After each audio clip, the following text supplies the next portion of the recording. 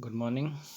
आज अपन पढ़ेंगे जो राजनीति विज्ञान की परंपरागत परिदृश्य में जो परिभाषा बनती है, परंपरागत दृष्टिकोण जो जिसे कहा जाता है, तो उसमें अपन पढ़ेंगे कि इसकी परिभाषा राजनीति विज्ञान की क्या बनती है, फिर राजनीति की क्या परिभाषा बनती है और फिर इसके अंदर क्या क्या विधियाँ प्रयोग में लाई जाती हैं।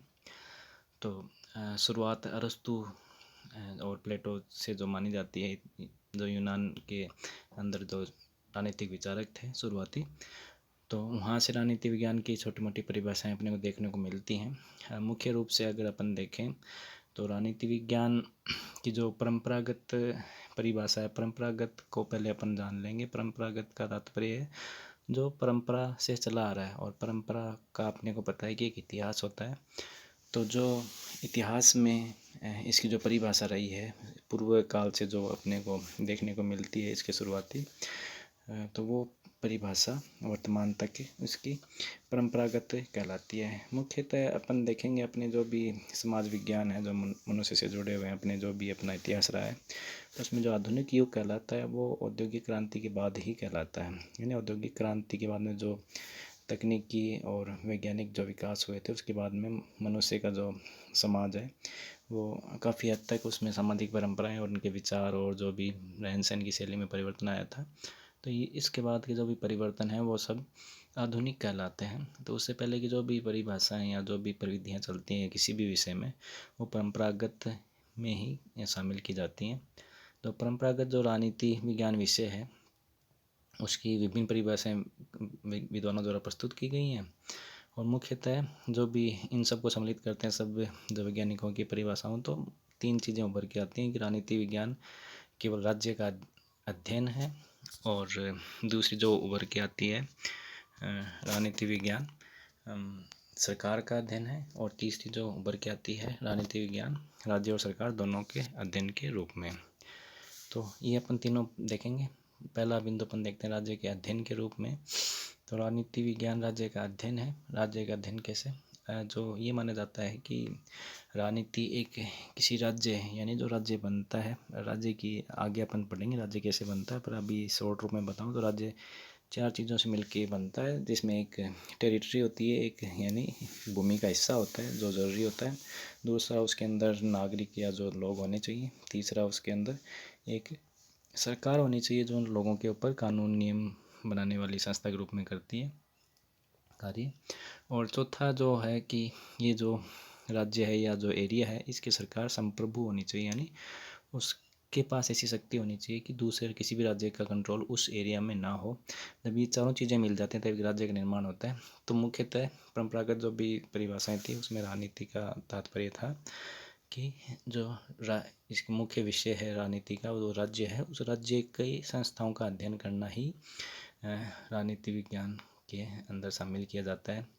पॉलिटिक्स वर्ड जो शुरुआत हुआ था, छोटे क्वेश्चन में पूछ लेते हैं पॉलिटिक्स वर्ड कहाँ से, तो यूनानी भाषा से शुरुआत मानी जाती है। यूनानी भाषा की पोलिस शब्द से बना है। पोलिस की जो भी गतिविधि होती थी वो पॉलिटिक्स कहलाती थी। पोलिस नगर राज्य होते थे। नगर राज्य यानी यूनान में छोटे सिटी स्टेट बोले हैं, जैसे सिटी अपने आज के जो सिटी हैं उतने बड़े ही उनके राज्य होते थे। जैसे आप जिस सिटी में रह रहे हो, आपके आसपास चूरू सिटी है, तो चूरू जितना बड़ा ही उनका एक नगर राज्य होता था, उसको नगर राज्य बोलते थे। उसकी जो भी गतिविधि है, यानी यूँ कह सकते हैं कि जो शहर की गतिविधि है जिसमें जो राजनीति करने वाले लोग वहाँ पे पाए जाते हैं, उनकी जो अध्ययन किया जाता है, उनकी संस्थाएं जो बनी हुई हैं, वो ही राजनीति कहलाती है। तो उससे वर्ड स्टार्ट हुआ था पॉलिटिक्स। अब नगर राज्यों की बजाय राष्ट्रीय राज्यों ने इसका स्थान ले लिया। राष्ट्रीय राज्य क्या होते हैं अपन बाद में देखेंगे। राष्ट्रीय राज्य से आप अभी यही समझें कि जो बड़े राज्य होते हैं जो एक बड़े राष्ट्र का निर्माण करते हैं, जैसे भारत एक राष्ट्र है जो एक सिटी स्टेट की बजाय बहुत बड़ा राज्य कहलाता है, तो राष्ट्रीय राज्य इसको एक दर्जा दिया जाता है। तो जो शुरुआती इसके जो परिभाषाओं का पहला एक बिंदु यानी राज्य का अध्ययन के रूप में, तो उसमें बहुत सारे विचारक इसके सपोर्ट में रहे हैं। तो जैसे ब्लंसली के अनुसार है राजनीति विज्ञान वह विज्ञान है जिसका संबंध राज्य से है, और जो ये समझने का प्रयत्न करता है कि राज्य के आधारभूत तत्व क्या है, उनका आवश्यक स्वरूप क्या है, और इनकी किन विविध रूपों में अभिव्यक्ति होती है, और उनका विकास कैसे हुआ है। यानी कुल मिला के राज्य कैसे बनता है, राज्य कैसे कार्य करता है, इनका मुख्य जो बेसिक इनका टारगेट होता है या फिर जो चिंतन का बिंदु होता था वो केवल राज्य ही होता था।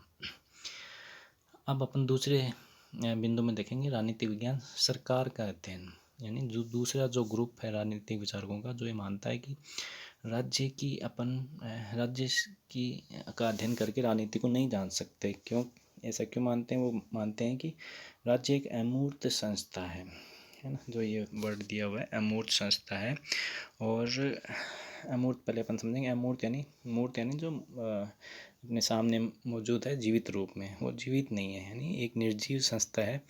और इस संस्था और कोई भी जो संस्था जीवित नहीं है वो लोगों के ऊपर शासन नहीं कर सकती। अपन व्यवहार में देखते हैं कि आम नागरिकों पर शासन नागरिकों के द्वारा ही किया जाता है। तो राज्य के अध्ययन में उन संस्थाओं, जो मृत संस्थाएं जो कागजों में जिन बनी हुई हैं, उनके नाम से अपन संसद के नाम से नहीं समझ सकते। संसद में जो एमपी जो बैठते हैं उनकी गतिविधियों को समझने की ज़रूरत है। तो ये सरकार का अध्ययन है एक्चुअल में। इन जो संस्थाओं के अंदर जो लोग रहते हैं उन लोगों की कार्यविधियों का अध्ययन करना राजनीति कहलाता है। तो दो इम्पोर्टेंट नाम आते हैं, सीले और लिकोप। आगे चल के कम्पिटिटिव एग्जाम में ज़रूर पूछे जाते हैं, आपके लिए इतने ज़्यादा महत्वपूर्ण नहीं है, लेकिन आप डालना चाहें तो डाल सकते हैं। आदि विद्वानों ने राजनीति विज्ञान को सरकार का ही अध्ययन कहा है, यानी ये जो वैज्ञानिक राजनीतिक वैज्ञानिक थे ये इनसे जुड़े हुए थे। तो सीले और लिकोप आप दो याद रखेंगे। फिर तीसरे नंबर का आता है राजनीति विज्ञान राज्य और सरकार का अध्ययन। अब तीसरे टाइप के जो समूह है राजनीतिक वैज्ञानिकों का, तो ये इनके बाद में आता है। इनका जो काल है वो जो शुरुआती काल अपन देखते हैं, राज्य का अध्ययन करने वाले वैज्ञानिकों के बाद में सरकार का अध्ययन करने वाले आते हैं, और उसके बाद में ही वो समूह आता है जो ये मानता है राज्य और सरकार दोनों का अध्ययन राजनीति विज्ञान है। क्योंकि ये बाद में देखते हैं कि केवल राज्य का अध्ययन करके अपन राजनीति को नहीं समझ सकते, तो दूसरी तरफ केवल इन संस्थाओं में काम जो संस्थाएँ हैं इनमें जो सरकार काम करती है, केवल सरकार का अध्ययन करके भी अपन राजनीति को नहीं समझ सकते। तो ये मानते हैं राज्य और सरकार दोनों का ही अध्ययन करना पड़ेगा, तब अपन राजनीति को समझ पाएंगे। तो वजह क्या बताई इन्होंने कि सरकार राज्य के द्वारा प्रदत्त प्रभुत्व शक्ति का ही प्रयोग करती है, और सरकार के बिना राज्य एक अमूर्त कल्पना मात्र है, यानी दोनों एक दूसरे के ऊपर इंटरडिपेंडेंट है। इस वजह से अपने को दोनों का ही अध्ययन करना पड़ेगा। अकेले अमूर्त राज्य शासन नहीं कर सकता, और अकेली सरकार राज्य जैसी संस्थाओं के होने के न होने पे अकेले उस टेरिटरी में शासन नहीं कर सकती। तो मुख्य कोई अगर आप डालना चाहें जिनके विचारकों के नाम, तो डिमोक एक विचारक हैं और दूसरे गिलक्राइस्ट हैं, तो इनके नाम आप डाल सकते हैं। लॉस्की और गेटल भी बहुत इम्पोर्टेंट है, पर आप न डालें तो भी कोई इतना इस आपके जो बीए के फर्स्ट ईयर में इतना ज़्यादा आपसे ज़रूरी नहीं समझा जाता। इस तरीके से तीन परिभाषा निकल के आते हैं। अब इन तीनों परिभाषाओं में एक्चुअल में ये क्या अध्ययन कैसे करते थे, किस चीज़ पे इनका ध्यान केंद्रित होता था, उसमें कैसे करते हैं, वो सब इनकी विशेषताओं में अपन देखेंगे। तो राजनीति विज्ञान के परंपरागत दृष्टिकोण की प्रमुख विशेषताएं इस प्रकार हैं। क्वेश्चन अपना आ सकता है, परंपरागत दृष्टिकोण की परिभाषा लिखिए और इसकी विशेषताएं बताइए। तो बड़ा क्वेश्चन ये पूरा बनता है। अपने परिभाषा देख ली है, अब इसकी विशेषता देखेंगे। विशेषताओं में पहला है तर्क और कल्पना पर आधारित आदर्श अध्ययन, यानी इस जो समूह के जुड़े हुए राजनीतिक विचारक थे वो किन चीज़ों का अध्ययन करते थे और कैसे अध्ययन करते थे वो इसमें शामिल करेंगे। तो कैसे करते थे उसमें आता है तर्क और कल्पना से करते थे, यानी उस समय के जो लोग थे एकल खुद विचार करते थे, उनके पास कोई बहुत ज़्यादा अनुभव नहीं था, इधर उधर सरकारें सीमित परिवहन के साधन थे। तो किसी एक शहर में बैठा हुआ कोई व्यक्ति या किसी गाँव में बैठा हुआ व्यक्ति जब विचार करके कोई राजनीतिक बात को सोचने की जो ढंग अपनाता, तो उसका जो भी तरीका हो सकता था वो ये था कि वो अपने तर्क या फिर कल्पना पे सोचता कि राज्य आखिर कैसे कार्य करता है। तो शुरुआती जो भी राजनीति वैज्ञानिक रहे हैं उन्होंने तर्क और कल्पना पे ही आधारित अध्ययन किया है। दूसरा आता है नैतिकता और राजनीतिक मूल्यों पर विशेष बल। नैतिकता और राजनीतिक मूल्य क्या चीज़ होती है? मूल्य यानी वो चीज़ जो अपने लिए जिसका कोई मोल हो, यानी समाज ऐसी चीज़ जो किसी समाज के लिए मोल जिसका मोल समझा जा सके, यानी मोल उन्हीं चीज़ों को समझा जा सकता है जो समाज को कुछ फ़ायदे की होती हैं। समाज को आगे बढ़ाने के लिए जिन चीज़ों की ज़रूरत पड़ती है उनको मूल्य कहते हैं। तो नैतिकता और राजनीतिक मूल्यों पर विशेष बल था। नैतिकता मतलब इनका मुख्य बल ये था कि शासन क्या है उसको जब ना समझ के बस ये चाहते थे कि शासन कैसा होना चाहिए। ये मानते थे कि शासन जैसा भी है ठीक है, ये कभी भी संपूर्णतः या परफेक्ट नहीं हो सकता, तो उसको परफेक्ट बनाने जाने के लिए क्या किया जा सकता है उस पर इनका ध्यान रहता था। तो ये इनका एक तरीका होता था कि ये नैतिकता और राजनीतिक मूल्यों पर विशेष बल देते थे। तीसरा आता है कानूनी, औपचारिक तथा संस्थागत अध्ययनों की प्रमुखता। कानूनी औपचारिक मतलब जो कानून जो लिखे हुए होते हैं, कानून की जो संहिता होती है, संविधान जिसको कह सकते हैं, उनका अध्ययन तथा संस्थागत यानी संस्थाओं का अध्ययन। संस्थाएं क्या होती हैं? राज्य के अंदर कोई शासन करने वाली प्रमुख संस्थाएं अगर अपने कहें कि अपने देश में क्या हैं तो वो कौन सी हैं? संसद अपने केंद्र में कह सकते हैं, और अपनी जो विधानसभाएं अपने राज्यों में कार्य करती हैं, जिसमें सरकार के तीनों अंग काम कार्य करते हैं, व्यवस्थापिका, कार्यपालिका और न्यायपालिका। ये संस्थाओं में मुख्यतः शामिल की जाती हैं। तो जो परंपरागत जो राजनीतिक वैज्ञानिक थे, इनका मुख्य ध्यान इन्हीं पे रहता था, यानी कानून को पढ़ते थे किसी देश की राजनीति को समझने के लिए कि उसके संविधान में क्या लिखा हुआ है, और दूसरा उनकी संस्थाएं कौन कौन सी संस्थाएं बनी हुई हैं और वो संस्थाएं क्या क्या कार्य करती हैं, जैसे व्यवस्थापिका कार्य क्या है, कार्यपालिका कार्य क्या है, न्यायपालिका कार्य क्या है, और जो तीनों इंपॉर्टेंट इनके काम समझे जाते हैं, कानून बनाना, कानून लागू करना और कानून का निर्णय करना, वो किस देश में किस संस्था द्वारा किया जाता है। तो ये सब इनमें अध्ययन किया जाता था। चौथा है अपरिष्कृत परंपरागत पद्धतियाँ। अपरिष्कृत परंपरागत पद्धतियाँ यानी इनकी जो पद्धतियाँ होती थी अपरिष्कृत होती थी, यानी रिफाइंड नहीं होती, जिसको बोलते हैं ना, शुद्ध नहीं होती थी। इनका जो तरीका होता था वो अशुद्धि से युक्त होता था, क्योंकि खुद से सोचा हुआ होता था, तो उसमें कोई भी किसी दूर की चीज़ को अकेला बैठ के दूर से नहीं समझा जा सकता, वही दिक्कतें इनके साथ आती थी। तो मुख्यतः जो भी करते थे ऐतिहासिक पद्धति देखते थे, इतिहास में झांक के देखते थे ये कि किस अमुक देश का क्या इतिहास रहा है तो उसकी राजनीति कैसे रही हो सकती है। फिर विश्लेषण करते थे, विश्लेषणात्मक जो होता था, ये तरीके काम में लेते, लेकिन ये शुद्ध नहीं होते थे। पांचवा है प्रधानतया संकुचित अध्ययन।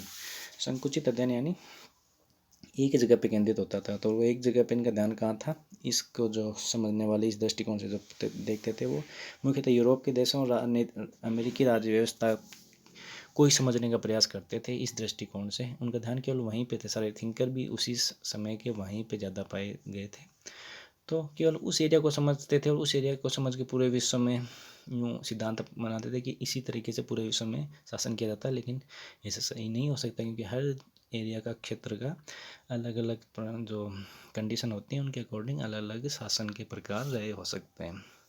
छठा चिंतन में व्यक्तिनिष्ठता की तत्व की प्रधानता। चिंतन में व्यक्तिनिष्ठता यानी एक व्यक्ति विशेष के खुद की सोच ज़्यादा प्रधान होती थी इनके चिंतन में, यानी कोई व्यक्ति अमुक जैसे भी सोचता है उसका ज़्यादा प्रभाव होता था, न कि वो ज़्यादा लोगों से या कुछ अधिक अनुभव प्राप्त करता था, इधर उधर इकट्ठे नहीं करता था आंकड़े। इस वजह से इनका जो भी चिंतन रहा है वो पर्सनल एक व्यक्ति के उसकी जो भी सोच है उसकी प्रधानता इनके उस समय के राजनीतिक चिंतन में दिखाई देती है। तो ये 6 मुख्य विशेषताएं हैं परंपरागत राजनीति विज्ञान की परिभाषा की। ऊपर परिभाषा दे देंगे अपन। राज्य का अध्ययन है, सरकार का अध्ययन है, तीसरा राज्य और सरकार दोनों का अध्ययन है, फिर ये विशेषताएं दे देंगे। इस तरीके से अपना एक क्वेश्चन बड़ा क्वेश्चन बहुत इंपॉर्टेंट और आता है एग्जाम में, इसको आप देखेंगे।